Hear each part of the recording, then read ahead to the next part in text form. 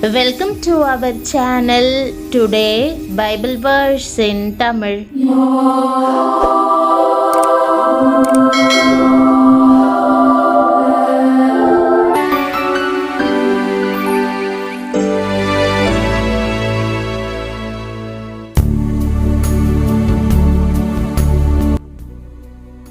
இன்றைய வசனம் சங்கீதம் 115:12. கிறிஸ்துவுக்குள் பிரியமானவர்களே, நம்முடைய ஆண்டவரும் இரட்சகருமான இயேசு கிறிஸ்துவின் வல்லமையுள்ள நாமத்தில் உங்களை வாழ்த்துகிறேன். பல வேளைகளில் நம் வேதனையில், ஆண்டவரே என்னை மறந்துவிட்டீரோ, ஏன் இந்த பாடுகள், இந்த நிராகரிப்புகள், இந்த அவதூறு என்று கூப்பிடுகிறோம். ஆனால் வேதம், கர்த்தர் நம்மை நினைத்திருக்கிறார், அவர் ஆசிர்வதிப்பார். இஸ்ரவேல் குடும்பத்தாரை ஆசிர்வதிப்பார், அவர் ஆரோன் குடும்பத்தாரை ஆசிர்வதிப்பார் என்று உறுதிபட கூறுகிறது. எவ்வளவு அழகான வாக்குதத்தம்! ஆண்டவர் ஒருபோதும் தம் பிள்ளைகளை மறக்க மாட்டார். அவர் நம் பெயர்களை தம் உள்ளங்கைகளில் எழுதி வைத்திருக்கிறார். பூமியில் கோடிக்கணக்கான மக்கள் இருந்தாலும் தேவன் அவர்கள் ஒவ்வொருவரின் பெயரையும் அறிந்திருக்கிறார். அவர் ஒவ்வொரு நட்சத்திரத்தையும் பெயர் சொல்லி அழைக்கிறார். அவரது குமாரனாகிய இயேசு கிறிஸ்துவின் இரத்தத்தால் மீட்கப்பட்ட நாம் எவ்வளவு அருமையானவர்களாய் இருப்போம்! நீங்கள் அவருக்கு முன்பாக உத்தமமாய் நடந்தால் அவர் உங்கள் தியானத்தை, உங்கள் கண்ணீரை, உங்கள் ஜெபங்களை, அன்புடன் செய்த சிறு செயல்களையும் நினைப்பார். அவரது நாமத்திற்காக நீங்கள் செய்த வேலையை மறந்து போக அவர் அநீதியுள்ளவர் அல்ல. இன்றைக்கு தேவன், என் பிள்ளையே, நான் உன்னை நினைக்கிறேன், நான் உன்னை ஆசிர்வதிப்பேன் என்று கூறுகிறார். வேதம் தேவன் தம் மக்களை நினைக்கிறதை குறித்து அருமையான உதாரணங்களை தருகிறது. எசேக்கியா ராஜா இறந்து போவான் என்று சொல்லப்பட்ட போது, கர்த்தாவே, நான் உமக்கு முன்பாக உண்மையும் மன உத்தமமுமாய் நடந்து உமது பார்வைக்கு நலமானதை செய்தேன் என்பதை நினைத்தருளும் என்று அழுதான். கர்த்தர் அவன் விண்ணப்பத்தை கேட்டார். அவன் உண்மையை நினைத்தார். அவனுக்கு 15 ஆண்டுகளை கூட்டினார். அதே போன்று சிம்சோன் தன் பலத்தையும் பார்வையையும் இழந்தபோது, இந்த ஒரு விசை மாத்திரம் என்னை நினைத்தருளும் தேவனே, பலப்படுத்தும் என்று ஜெபித்தான். தேவன் அவனுக்கு செவி கொடுத்து விரோதிகளை மேற்கொள்ளும்படி அவனை பலப்படுத்தினார். நெகேமியா எருசலேமின் மதில்களை திரும்ப கட்டிய போது எதிர்ப்பு கிளம்பியது. அவன், என் தேவனே, நான் இந்த ஜனத்துக்காக செய்த எல்லாவற்றின்படியும் எனக்கு நன்மையுண்டாக என்னை நினைத்தருளும் என்று அழுதான். கர்த்தர் ராஜாவுக்கு முன்பு அவனுக்கு தயை பாராட்டி அவன் விரோதிகள் மேல் வெற்றியை கொடுத்தார். இந்த எல்லா அடியார்களும் எளிமையான கர்த்தாவே என்னை நினைத்தருளும் என்ற ஜெபத்தையே செய்தார்கள். தேவன் இரக்கத்துடனும் வல்லமையுடனும் பதில் கொடுத்து அவர்களை மீட்டார். பிரியமானவர்களே, பிள்ளை பேரில்லாமல் இருந்த அன்னாளை நினைவு கூர்ந்த அதே தேவன் இன்றைக்கு உங்களையும் நினைப்பார். அவள் உம்முடைய அடியாளை மறவாமல் நினைத்தருளி உமது அடியாளுக்கு ஒரு ஆண் பிள்ளையை கொடும் என்று அழுதாள். தேவன் அவளுடைய அழுகையை கேட்டார். சாமுவேலை கொடுத்து ஆசிர்வதித்து அவள் துக்கத்தை சந்தோஷமாக மாற்றினார். அன்னாளை நினைத்தருளிய கர்த்தர் வியாதியோ, தனிமையோ, குடும்ப பிரச்சனைகளோ எவை உங்கள் தேவையாயிருந்தாலும் உங்களையும் நினைப்பார். அவர் எசேக்கியாவை குணப்படுத்தியது போல, சிம்சோனை பலப்படுத்தியது போல, நெகேமியாவுக்கு தயை செய்தது போல, அன்னாளை ஆசிர்வதித்தது போல உங்களையும் ஆசிர்வதிப்பார். எல்லா ஜெபத்தையும், எல்லா கண்ணீரையும், எல்லா விசுவாச கிரியையையும் அவர் நினைக்கிறார். கர்த்தர் உங்கள் குடும்பத்தை ஆசிர்வதிப்பார். உங்கள் கடந்த காலத்தை மன்னிப்பார். உங்களை மீண்டும் கனி கொடுக்க செய்வார். இந்த சத்தியத்தை பற்றிக் கொள்ளுங்கள். தேவன் உங்களை மறந்து போகவில்லை. உங்களை உயர்த்துவதற்கு, எழுந்தவற்றை திரும்ப தருவதற்கு, தமக்கு மகிமையாக உங்கள் பெயரை சாட்சியாக்குவதற்கு அவர் பின்னணியில் கிரியை செய்து கொண்டிருக்கிறார்.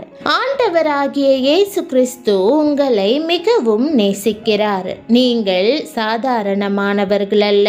நீங்கள் கர்த்தருக்கு மிகவும் விசேஷித்தவர்கள். நீங்களோ தெரிந்து கொள்ளப்பட்ட சந்ததி. கோடிக்கணக்கான ஜனங்களிலிருந்து அவர் உங்களை தமக்கென தெரிந்து கொண்டிருக்கிறார். சாமுவேல் தீர்க்கதரிசி இஸ்ரவேல் ஜனங்களை பார்த்து, கோடிக்கணக்கான ஜனங்களிலிருந்து தேவன் உங்களை தமது சொந்த ஜனமாக தெரிந்து கொண்டிருக்கிறார் என்று கூறுகிறார். ஆம், தேவன் உங்களை ஒரு நாளும் கைவிட மாட்டார். அவர் உங்களை நினைத்திருக்கிறார். அவர் உங்களை ஆசிர்வதித்து மிகவும் திரளாய் பெருக பண்ணுவார். கர்த்தர் நம்மை நினைத்திருக்கிறார். அவர் ஆசிர்வதிப்பார். இஸ்ரவேல் குடும்பத்தாரை ஆசிர்வதிப்பார். அவர் ஆரோன் குடும்பத்தாரை ஆசிர்வதிப்பார். கர்த்தருக்கு பயப்படுகிற பெரியோரையும் சிறியோரையும் ஆசிர்வதிப்பார். கர்த்தர் உங்களையும் உங்கள் பிள்ளைகளையும் வர்த்திக்க பண்ணுவார். தேவன் உங்களை 1000 உயர்த்துவார். ஆண்டவர் உங்களுக்கு 1000 மடங்கு பெருக்கத்தை கொடுப்பார் என்று நான் விசுவாசிக்கிறேன். ஏனென்றால் நீங்கள் தேவனால் விசேஷமாய் தெரிந்து கொள்ளப்பட்டுள்ளீர்கள். உங்கள் வாழ்க்கையை தேவனிடம் அர்ப்பணித்திருக்கிறீர்கள். நீங்கள் அவருடைய சொந்த பிள்ளைகளாய் இருக்கிறீர்கள். இயேசுவின் நாமத்தை நீங்கள் ஒருபோதும் மறந்துவிடவில்லை. உங்கள் வாழ்வில் தேவனை முதலிடத்தில் வைத்திருக்கிறீர்கள். நீங்கள் கர்த்தருக்கு உண்மையாய் சேவை செய்கிறீர்கள். எனவே நிச்சயமாக கர்த்தர் உங்களை ஆசிர்வதிக்க நினைத்திருக்கிறார். அவர் உங்கள் பெயரை அறிந்திருக்கிறார். அக்காலத்திலும் இஸ்ரவேல் புத்திரர் வருவார்கள். அவர்களும் யூதா புத்திரரும் ஏகமாய் அழுது நடந்து வந்து தங்கள் தேவனாகிய கர்த்தரை தேடுவார்கள் என்று கர்த்தர் சொல்லுகிறார். மறக்கப்படாத நித்திய உடன்படிக்கையினால் நாம் கர்த்தரை சேர்ந்து கொள்வோம் வாருங்கள் என்று சீயோனுக்கு நேராய் முகங்களை திருப்பி சீயோனுக்கு போகிற வழி எதுவென்று கேட்டு விசாரிப்பார்கள். இங்கே கர்த்தர் இஸ்ரவேல் மக்களையும் யூதா மக்களையும் பற்றி பேசுகிறார். அவர்கள் அனைவரும் ஆண்டவரால் தேர்ந்தெடுக்கப்பட்ட யூத மக்கள் என்றாலும் அவர்கள் தங்களை பிரித்து ராஜ்யங்களை உருவாக்கி 2 வெவ்வேறு ராஜாக்களை கொண்டிருந்தார்கள். ஆனால் தேவன் எப்போதும் அவர்களை ஒருவராகவே பார்த்தார். இன்று உங்கள் குடும்பமும் வளர்ந்து பெருகியிருக்கலாம். குடும்பத்தின் ஒரு தரப்பினர் தேவனுக்கு சேவை செய்யலாம். மற்றொரு தரப்பினர் அவ்வாறு செய்யாமல் இருக்கலாம். ஆனால் ஆண்டவரோ அவர்களை முழு குடும்பமாக பார்க்கிறார். ஏனெனில் அவர் உங்களை தெரிந்து கொண்டிருக்கிறார். மேலும் அவர் உங்கள் குடும்பத்தில் உள்ள அனைவரையும் ஒரு சிறப்பு பெற்றவர்களாக மாற்றியுள்ளார். தேவன் உங்கள் குடும்பத்தினர் அனைவரையும் ஒன்றிணைத்து அவரை தேடுவதற்கு வழி செய்வார். அவர் உங்கள் கண்ணீரை கண்ணோக்குகிறார். கண்ணீரோடே விதைக்கிறவர்கள் கெம்பீரத்தோடே அறுப்பார்கள். கர்த்தர் உங்களை குடும்பமாக உயர்த்துவார்.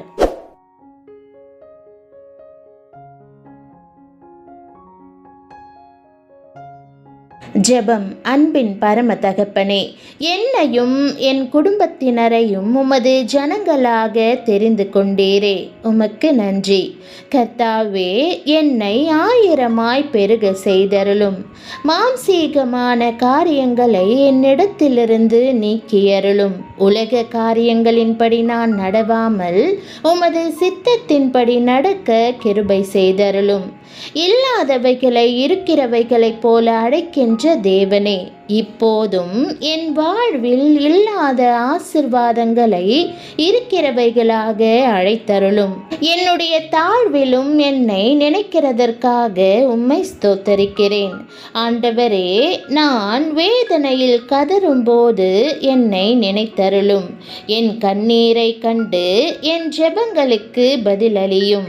வியாதியாயிருக்கும்போது என்னை குணப்படுத்தி வேதனையின் படுக்கையிலிருந்து எழுப்பியருளும்.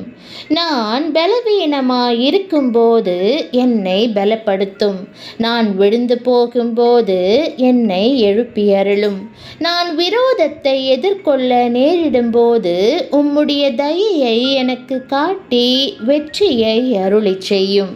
ஆண்டவரே, என்னை நினைத்தருளி என் இருதயத்தின் விருப்பங்களை நிறைவேற்றி என்னை ஆசிர்வதியும். சந்தோஷத்தினாலும் சமாதானத்தினாலும் என்னை நிரப்பிடும். நீர் எப்போதும் எனக்கு சமீபமாயிருக்கிறீர் என்பதையும் என்னை நேசிக்கிறீர் என்பதையும் நான் அறிந்திருக்க பண்ணும். ஆண்டவரே, என்னை நினைத்தருளி பூரணமாக என்னை ஆசிர்வதிப்பதற்காக உம்மை ஸ்தோத்தரித்து இயேசுவின் நாமத்தில் ஜெபிக்கிறேன் நல்ல பிதாவே, ஆமேன். தேவனுடைய நாமம் மகிமைப்படுவதாக. ஆமேன்.